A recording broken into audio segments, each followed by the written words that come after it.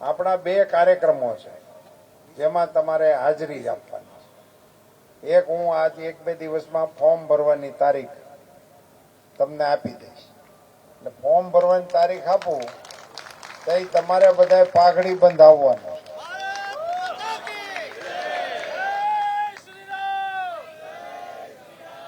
પાઘડી બંધમાં ખ્યાલ આવે ને? અને પછી 7મી તારીખે મતદાન કરવાનું છે તો હાગમટે આવવાનું.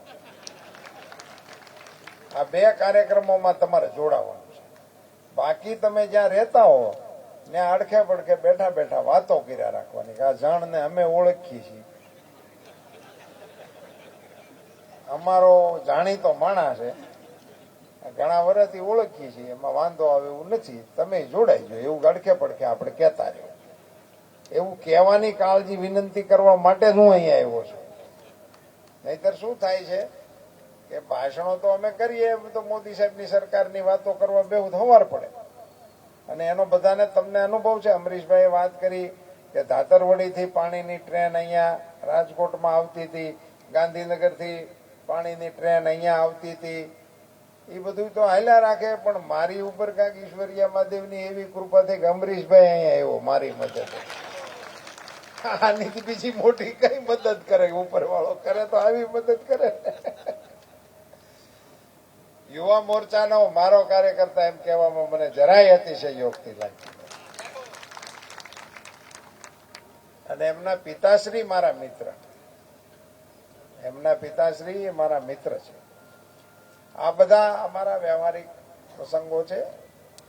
પણ સરકારની દ્રષ્ટિએ તો મિત્રો પાણીની સમસ્યા અમરેલી વાળાને હું સમજાવું, એમાંથી અડધા તો પાણીને કારણે જ અહીંયા આવ્યા છે, કપાણીને કારણે.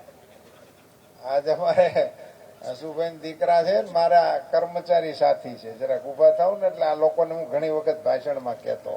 અશ્વિનભાઈ છે, એ મારી સાથે નગરપાલિકામાં નોકરી કરતા. હું ચીફ ઓફિસર હતો અમરેલી નગરપાલિકામાં, ત્યારે એ મારા સ્ટાફમાં હતા. સારું છે અહીંયા એ હવે સાક્ષી પુરાવી શકે તમને. હું અમરેલી નગરપાલિકાનું પાણીનું ટાઈમ ટેબલ બનાવતો, જેમાં મારી સહી થતી. માણેકપરામાં કેટલું, જયસિંહપરામાં કેટલું, હનુમાનપરામાં કેટલું. તેમાં 15 મિનિટ 15 દિવસે હું પાણી આપતો. બરાબર છે ભાઈ? આપણો ધાનાણી આપણા પાણીના સુપરવાઇઝર હતા. 15 મિનિટ 15 દિવસે તમે કલ્પના કરો. એમાં તે દિવસે 15 મિનિટ બેન જો મોડી પડે તો પૂનમની અમા થઈ જાય.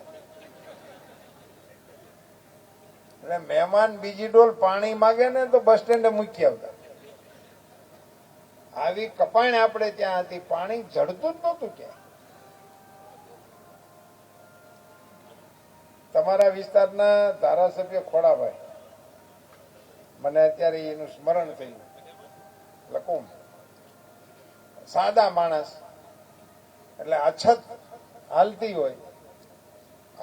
હું તો વિરોધ પક્ષનો ધારાસભ્ય ત્યાં, સરકાર કોંગ્રેસની હતી. અછતમાં પગલા શું લે? તો ડંકીના દાર મંજૂર કરે. નાનું ગામ હોય તો 4નો, મોટું ગામ હોય તો 6નો. અને ટેન્કરો ફાળવે. એ ટેન્કરો જેવું ગામ વસ્તીના પ્રમાણમાં ટેન્કરો ફાળવતા. સરપંચ માથા કઢિયા હોય તો વળી થોડુંક 2 ટેન્કર વધારે લઈ જાય. એ ટેન્કરો ફાળવવાના, દાર કરવાના, બે જ અછત આખીમાં જે થવું એ થાય. ત્રીજો કોઈ ઉપાય નહોતો. તે અમે બધા ત્યારે તો ખોડીદાસભાઈ પણ હતા. એટલે આવા બધા ખમતીધર ધારાસભ્યોની વચ્ચે અમે સંકલનમાં કલેક્ટર સામે બેસતા અને દાર મંજૂર થયા હોય, પછી ટેન્કર મંજૂર થયા હોય. બીજે અઠવાડિયે અમે પૂછીએ ટેન્કર મંજૂર થયા તો એમાંથી કેટલા શરૂ થયા, ક્યાં ક્યાં પડવાનું શરૂ થયું.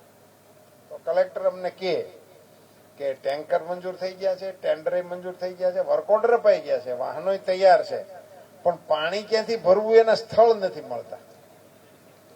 તમે સાંભળો તો આવું વિચારી શકો છો? અત્યારે કોઈ પાણી ટેન્કરનું ભરવા જવું, પણ ભરે ક્યાંથી? એટલે બહુ જૂના માણસો છે, એને યાદ હશે કે એ વખતે રાજ્ય સરકાર એવી સ્કીમ લઈને આવી હતી કે વીજળીનું કનેક્શન કોઈ દાર કરાવે અને જો પાણી થાય તો તરત જ એને વીજળીનું કનેક્શન આપી દેવાનું. એની અરે શરત એટલી રાખવાની કે આપણા ટેન્કર ભરવા દેવાના, નહીતર ત્યારે વીજળીનું કનેક્શન 10 વર્ષે આવતું. આમાંથી કોઈક અરજી વાળા હશે, 10 વર્ષે વીજળીનું કનેક્શન 10 વર્ષે આવતું. અટાણે હું આ બધી વાત કરું ને તો કોકને એમ લાગે કે આ સ્વપ્નમાં જ નથી વાત કરતો ને. આ બધી અમે વહીવટી રીતે સાંભળેલી, જોયેલી, ભાગ લીધેલી ઘટનાઓ તમને કહું છું. એટલે ખોડાભાઈને એટલા માટે સંભાળ્યા હતા કે ખોડાભાઈ દેશી માણસ, એટલે પછી આ દારનું ને બધું મંજૂર થઈ જાય ને પછી રીગુ કેટલી છે એની કલેક્ટર આપે બધી વિગત કે આટલી આપણી પાસે 6 ની રીગુ છે, અત્યારે બાબરામાં હાલે છે, આપણા 8 દાર અમરેલીના મંજૂર થયા છે, પછી એમાં આપીશું, પછી રાજુલામાં જશે, પછી કોડીનાર ત્યારે આપણી ભેગું રહેતું, એટલે એમાંય જશે ને એ બધી વિગતો બનાવે ટાઈમ ટેબલ. તો પછી ખોડાભાઈ એમ કે હવે આ બધા મોટકાઓનું થઈ રહ્યું હોય તો અમારી કોઈ એક રીંગ મોકલજો, એમ ખોડાભાઈ કહેતા. અને એક બે રીંગ ને દાર ને શું અછતની અંદર પાણી ક્યાંથી ભરવું એનું સોર્સ સરકારને ન મળતું હોય એવી સ્થિતિમાંથી આજે માં નર્મદાનું પાણી તમારા બધાના આંગણાની અંદરથી વહે છે. હું તો ચૂંટણીની સભા છે તોય કહું કે તમે સવારમાં નળ ખોલો તો નળને ખોલતા પહેલા તરત દર્શન કરવા, 2 હાથ જોડીને વંદન કરવા, એ માં નર્મદા તમારા નળની અંદર આવે છે. શાસ્ત્રોમાં સંતો બેઠા છે એમાં લખેલું છે કે ગંગા નદીમાં સ્નાન કરવાનું પુણ્ય છે, યમુના મહારાણીનું પાન કરવાનું મહત્વ છે, નર્મદાજીના દર્શન કરવાનું મહત્વ છે, અને આપણે ત્યાં તો સૂર્યપુત્રી તાપી માતા એવા છે કે એનું સ્મરણ કરવાથી પણ પુણ્ય મળે છે. આ શાસ્ત્ર માન્ય આપણા બધા પ્રમાણો છે. તો એમાં નર્મદાજીના દર્શનનું મહત્વ છે. અને એટલા માટે નર્મદાજી આપણે ઘેરે આવે એવી વ્યવસ્થાઓ જયારે ગોઠવાણી હોય તો કેવડો ફેરફાર થયો. ક્યાં 15 દિવસે 15 મિનિટ પાણીની આપણી અમરેલીની વ્યવસ્થા એનો કરનારો હું, અને નર્મદા યોજનાની પાઇપલાઇનને હાથોહાથ સૌરાષ્ટ્ર સુધી લઈ આવવાની ડિઝાઇન કરનારમાં પણ એક કાર્યકર્તા હું, પાણી પુરવઠાનો મંત્રી હું હતો પહેલો વહેલો. એટલે ગજબના ફેરફારો મોદી સાહેબના કારણે આપણે કરી શક્યા, અને એની બહુ મોટી લડાઈ આપણે લડવી પડી. નર્મદા એમનેમ થઈ નથી ગઈ. ગુજરાતના મુખ્યમંત્રી શ્રી તરીકે નરેન્દ્રભાઈ મોદીને ઉપવાસ ઉપર ઉતરવું પડ્યું. પરમિશન આપણને નહોતા આપતા. ઊંચાઈ વધારવાની, પાણીનું કોઈ સાધન નહીં, 4 રાજ્યની જીવાદોરી જેવી યોજના, એને 10 વર્ષ સુધી પરમિશન નથી આપી. મિત્રો, ભારતીય જનતા પાર્ટીએ મને 8માં રાજ્યસભામાં મોકલેલો, ત્યારે મનમોહનસિંહજી વડાપ્રધાન હતા, અને મોદી સાહેબ અહીંથી અમને સંસદ સભ્યોને ભલામણ કરે કે આ દરવાજા ફિટ કરવાની પરમિશન તમે લઈને મળીને વડાપ્રધાનને મળો અને જલ્દી મળે એવું કરો. અમે બધું આવેદન પત્રો આપવા જાય. એક ઘટના તો મને યાદ આવે છે કે અમે અડવાણીજીને વિનંતી કરી, સાહેબ આપ પધારો. એ વખતે વિપક્ષના નેતા હતા અડવાણીજી, અને અમે કીધું આપણો ગુજરાતનો ઇસ્યુ છે ને આપે લીડ લેવી જોઈએ, આપ વડાપ્રધાનને સમય માગો, અમે બધા આપની સાથે આવીને અમે એક આવેદન પત્ર તૈયાર કર્યું. અડવાણીજીએ ફોન કરીને સમય લઈ લીધો, અમે બધા ગયા. અડવાણીજીની હાજરીમાં મનમોહનસિંહજીની ઓફિસમાં અડવાણીજીએ આખો કેસ સમજાવ્યો, અને અડવાણીજી તો એનું સ્થાન પણ એવું અને પોતાની પાસે બધી વિગતો પણ એવી ને નરેશન કરવાની એમની આવડત પણ ઘણી સરસ. એટલે અમારે કોઈ કઈ બોલવાનું નહોતું. પછી બધી વાત થઈ રહ્યા પછી અડવાણીજીએ પેલું આવેદન પત્ર આપ્યું. અમે બધા ઉભા થઈને આંગળી ઓડાડી અને આવેદન પત્ર આપ્યું મનમોહનસિંહજી. મનમોહનસિંહજીએ આવેદન પત્ર જોઈ અડવાણીજીની સામે જોઈને બોલ્યા કે અડવાણીજી ये अभी तक नहीं हुआ है. હું તો ગળગળો થઈ ગયો. મેં કીધું આજે ને સાંજે સાંજે પરમિશન આવશે, હજી અભી તક નહીં હુઆ હે એસા બોલે. અને એમાં કંઈક લખ્યું, હું થોડોક છેટો હતો એટલે હું લખ્યું એ મેં વાંચ્યું નહોતું, પણ હું તો એટલો રાજી થયો કે એ આવેદન પત્ર આપીને પછી અમે બહાર નીકળ્યા હતા. હું તો સંસદની લોબીમાં અડવાણીજીને પડખે સીડ્યો ઉતાવળો થઈ, અને અડવાણીજીને કીધું अडवाणी जी अगर हम 2-3 महीना पहले आ जाते तो हमारा ये काम हो जाता, आपके प्रति उनका बड़ा आदर है और शायद मंजूरी हमको मिल जाती. तो अडवाणी जी मारी हाँ में फिर मैंने के रूपाला तुम अभी नए हो. હું જી નવો જ હતો, મારી તો પહેલી ટર્મ શરૂ થઈ હતી, થોડાક દી થયા હતા. मैं जब आता हूं तब यही बोलता है कि अभी तक नहीं हुआ. આવી રીતે આ દેશ હાલ્યો. હવે એને કેવી રીતે વિકાસની સાથે એનો તાલમેલ થાય? ગુજરાતના મુખ્યમંત્રી શ્રી તરીકે નરેન્દ્રભાઈએ જે વિકાસનો પાયો નાખેલો રાજ્યની અંદર, આજે અમરેલીના લોકોની વચ્ચે હું રાજકોટ ભાષણ કરું છું એટલે મારે 108 છે ને એ આપણે ત્યાં હતી નહીં, ગુજરાતમાં નહોતી ને દેશમાં નહોતી. મોદી સાહેબ લાવ્યા એટલે ગામડામાં તો મોદી ગાડી કહેતા, ઉકરાટા કરતી નીકળતી ને બધાને જોઈને મજા આવતી. કેટલાકે તો ખોટા કોલ હોતે ને કર્યા હતા કે આવે હે કે નહીં, ટેસ્ટ કરતા હતા. પછી એને ના પાડી કે આ ટેસ્ટિંગનું સાધન નથી, સેવા કરવાનું સાધન. 24 કલાક વીજળી આપણી માગણી પણ નહોતી. હું તો 90 થી 2000 સુધીની સભાઓ મારી તમે જુઓ તો એમાં આ વીજળીના જ પ્રશ્નોની ચર્ચા હાલતી.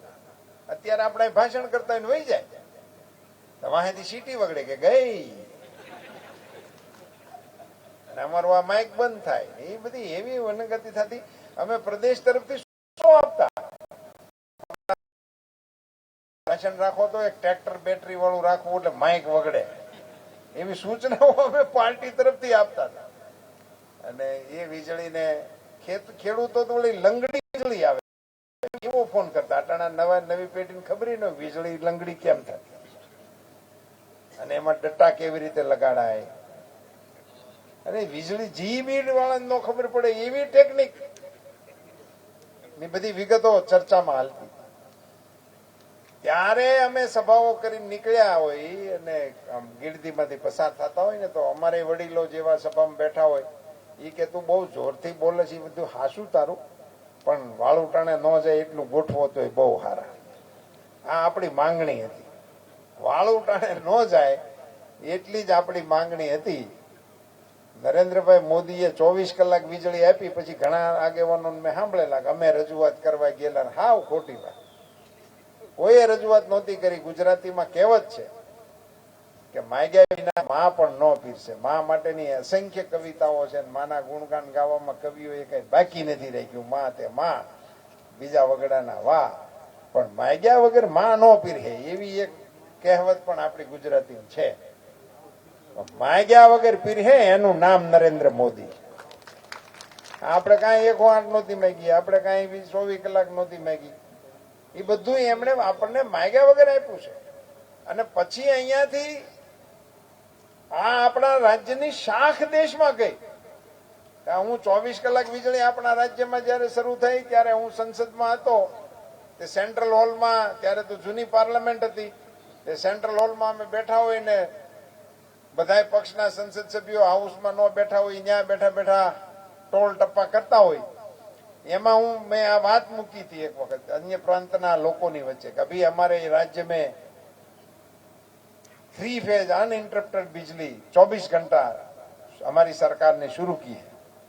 तो मैंने संसद सभ्यों ऑफिशियली पूछा क्या आप संडे को देते हो या मंडे को? એને એમ કે 24 કલાક અઠવાડિયામાં એક વખત પ્રયોગ કરતા છે એમ. મેં કીધું આ 24/7 છે, આ નથી સન્ડે મંડે વાળી વાત. તો કેટલાક જોવા આવેલા, ત્યાંથી પ્રવાસે આવેલા ગુજરાતમાં, જોઈને એને રિપોર્ટિંગ કરેલું પોતપોતાના રાજ્યમાં. ખાસ ઉપલું 24 કલાક આવે. આ બધા વિષયો ને કારણે દેશની અંદર મોદી સાહેબની આબરૂ બંધાણી હતી. એ વિષય મારે તમારી સામે મૂકવો હતો. નરેન્દ્રભાઈની શાખ દેશની અંદર ગુજરાતના મુખ્યમંત્રી તરીકે એને કરેલા કાર્યોને કારણે ગઈ હતી. એ વખતે હું બીજા રાજ્યોમાં સભા કરવા જતો, પાર્ટીના ચૂંટણીઓ હોય કે બીજા કોઈ કામે, તો ત્યાંના લોકો કે પત્રકારો અમને પૂછે કે તમારા રાજ્યમાં ને અમારા રાજ્યમાં તમને શું તફાવત લાગે છે? તો હું એવું કહેતો કે અમારે ત્યાં જાતી નથી, તમારે ત્યાં આવતી નથી. પછી કેતો વીજળી. તો એ લોકોને ફરક નો ખબર પડતી હતી. અને એને કારણે આખા એ દેશમાં લોકોને એમ થયું કે આ નેતા જો આપણા દેશની ધુરા સંભાળે તો ગુજરાતમાં થયું છે એવું આખા દેશની અંદર થાય. એટલે દેશની જનતાએ મોદીજી ઉપર કળશ ઢોળ્યા. અને પછી મોદીજી સાહેબે વડાપ્રધાન બન્યા પછી અહીંયા જે ગતિ હાલતી હતી રાજ્ય સરકારના મુખ્યમંત્રી તરીકેની, એને બદલે વડાપ્રધાન તરીકેના શક્તિ સંપન્ન થયા પછી એની ગતિને ઓર તેજ કરી દીધી. આપણે ત્યાં 2 લાખ રૂપિયાની દવા દારૂની મદદ મોદી સાહેબ ગુજરાતના મુખ્યમંત્રી તરીકે કરતા હતા. 2 લાખ રૂપિયા મા કાર્ડનું અંદર પહેલી શરૂઆત આપણી થઈ હતી ત્યારે 2 લાખનું કાર્ડ હતું. વડાપ્રધાન બન્યા 5 લાખનું કાર્ડ ને 50 કરોડ પરિવાર માટેની યોજના આખા દેશને કવચ બનાવી. સાહેબ 50 કરોડ લોકોને આકસ્મિક બીમારી આવી પડે અને બીમારીના સંકટમાંથી એ પરિવારને આજે એના ખિસ્સામાં જો આયુષ્યમાન કાર્ડ હોય તો સાહેબ સાધારણ પરિવારનો માણસ પણ એ કોઈ પણ સારામાં સારી સુપર સ્પેશિયાલિસ્ટ હોસ્પિટલની અંદર પણ પોતે સારવાર લઈ શકે અને કરોડો લોકો આજે એનો બેનિફિટ લઈ રહ્યા છે. અને મને તો એવું કહેવામાં જરાય અતિશયોક્તિ નથી લાગતી કે નરેન્દ્રભાઈ મોદીને આવા ગરીબ માણસોની દુઆને કારણે એની સામે આવતા સંકટોમાંથી એનું રક્ષણ થાય છે. નાના માણસની દુઆ બહુ મોટું કામ કરતી હોય છે અને એવા અસંખ્ય કાર્યક્રમો મોદી સાહેબે ચલાવ્યા. કોરોનાના ભયાનક કાળખંડમાંથી આપણને ઉગાડ્યા અને આપણી આરવાર દુનિયાના 100 દેશને બચાવ્યા. અને મોદી સાહેબ એક જ એવા વડાપ્રધાન છે, આ મહાસત્તાઓએ એના નાગરિકોને મફત દવા નથી આપી. નરેન્દ્રભાઈ મોદીએ 140 કરોડની આબાદી વાળા હિન્દુસ્તાનના નાગરિકોને મફત રસી આપવા માટેનો નિર્ણય કર્યો. અમેરિકા, જર્મન, જાપાને નથી આપી, એને પૈસા લીધા છે. આપણા દેશના વડાપ્રધાન શ્રીએ આ પ્રકારના કાર્યો કર્યા અને એને કારણે પણ વિશ્વમાં આપણી શાખ વધી.